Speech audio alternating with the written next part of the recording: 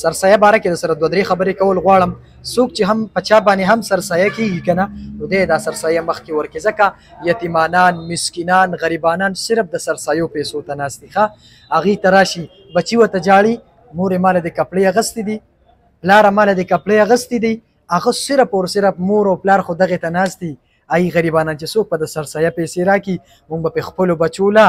هغه پیزار والو، کپړې به پې د اختر والو، ځکه ماشومان دي خفه کېږي به، ځکه به هر ماشومان وویني ښایسته کپړې اچولې وي، پاکې کپړې اچولې وي، یا داسې ماشومان وي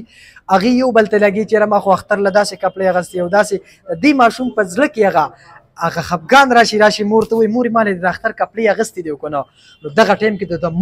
د مور په زړه به څه تېرېږي، د دغې پلار په زړه به څه تېرېږي چې بچی ترې څه وغواړي او هغه سره دومره قدرې پیسې نه وي چې هغه خپل بچي له کپړې والي، هغه خپل بچي له پیزار والي. نو عرض درته کوم، منت درته کوم چې دا سرسایه ډېرې زیاتې لیټ کوئ مه چې اختر شپې له ورسوئ، د اختر ورځې له ورسوئ، بلکې د اوس نه دا سرسایه خلکو ته ورکوئ چې خلک پې د اختر سامان، د اختر کپړې، د اختر پیزار خپلو بچو له چې کوم دی خوشحالۍ راوړي کور ته.